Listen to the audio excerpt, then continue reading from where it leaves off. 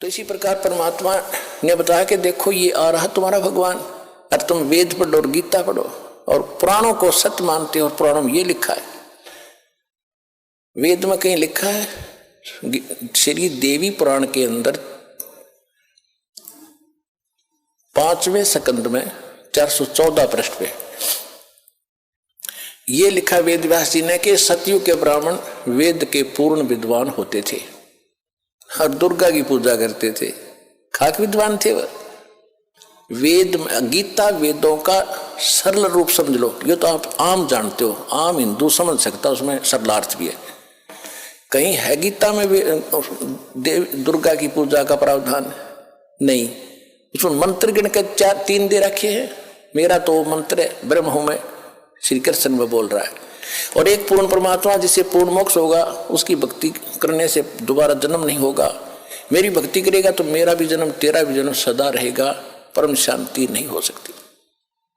वही वेद बताते हैं। वेदों का जो का तो सारांश है, ये छोटा सूक्ष्म रूप है कई वेद इस गीता में दुर्गा की पूजा।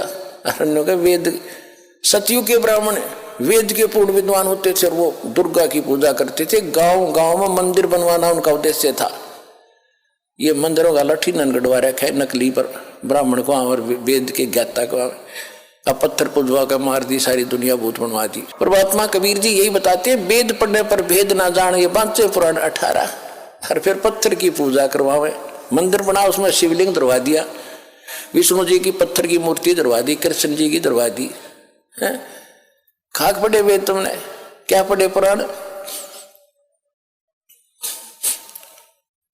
तो उसमें परमात्मा ने कहा कि ये आ गया तुम्हारा ये भगवान,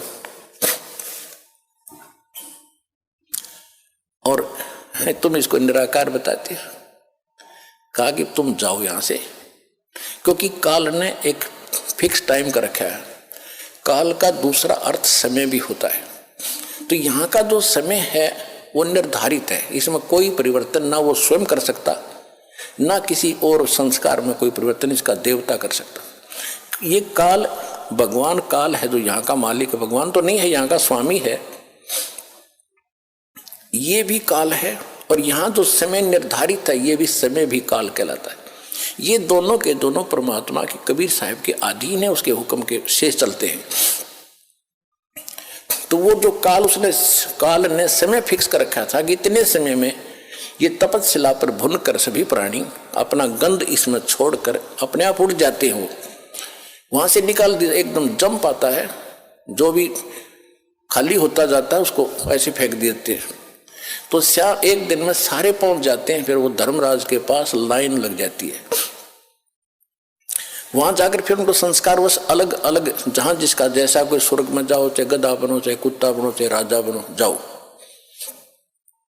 वो क्रम फिर शुरू हो गया। तो वो जब तक नहीं, वो चला था इसलिए कि उस समय पूरा हो गया, वो जा चुके होंगे। परमात्मा ने कहा कि वो देखो दूर से आ रहा है और तुम उसको देखो, वो है तुम्हारा भगवान, अब तुम जाओ।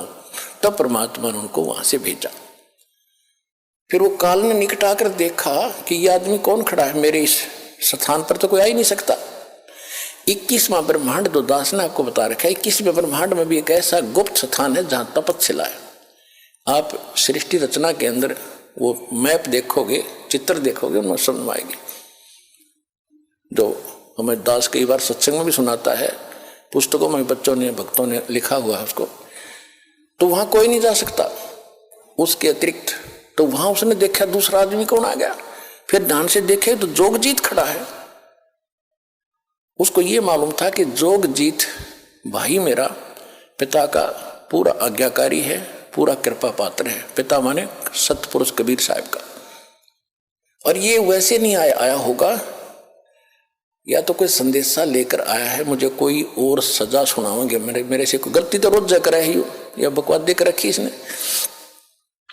फिर भी हिम्मत सी करके पूछा और कहा कि क्योंकि जब इसको ने सतलोक में गलती की थी ज्योति निरंजन ने, काल ने, तो जोगजीत रूप में आकर ही परमात्मा ने उसको 21 ब्रह्मांड समेत और दुर्गा समेत, और दुर्गा के अंदर सभी आत्मा परमात्मा ने फिक्स कर फीड कर दी थी, भर दी थी, जिन्होंने इसके साथ आने की स्वीकृति दी थी। तो इसने वहां दुर्गा के साथ बद व्यवहार करना चाहा, इसकी बेइज्जती करनी चाहिए थी, या उसके मुंह में समा गई पेट में मुख्य माध्यम से। तब परमात्मा ने आके इस काल के पेट से निकाली, और दोनों ही दंडित अपराधी हो ही रहे थे, हम भी वो दुर्गा भी काल भी। तो काल जो अपराधी बन गया कि उसने वहां गलत कर दी, ऐसे पवित्र स्थान में एक देवी लड़की के साथ बद व्यवहार करे, फिर उसको वहां से 21 ब्रह्मांड समेत भेज दिया, निकल जाए से। उस समय इसने हाथ जोड़े जोगजीत रूप में कि माफ कर दे, मेरे से गलती होगी और मुझे यहीं रख लो, पिताजी से प्रार्थना कर दो। वो बोला भी प्रार्थना मैंने कर ली, आप जाइए यहाँ से। जबरदस्ती 21 ब्रह्मांड समेत इसको यहाँ 16 शंख कोस की दूरी पर भेज दिया। एक कोस में 3 किलोमीटर होते लगभग। 48 शंख, नील पद्म शंख, इतने किलोमीटर दूर ये 21 ब्रह्मांड आ गए। उसके बाद इसने अपनी मनमानी शुरू कर दी कि मेरा कौन के बिगाड़ेगा।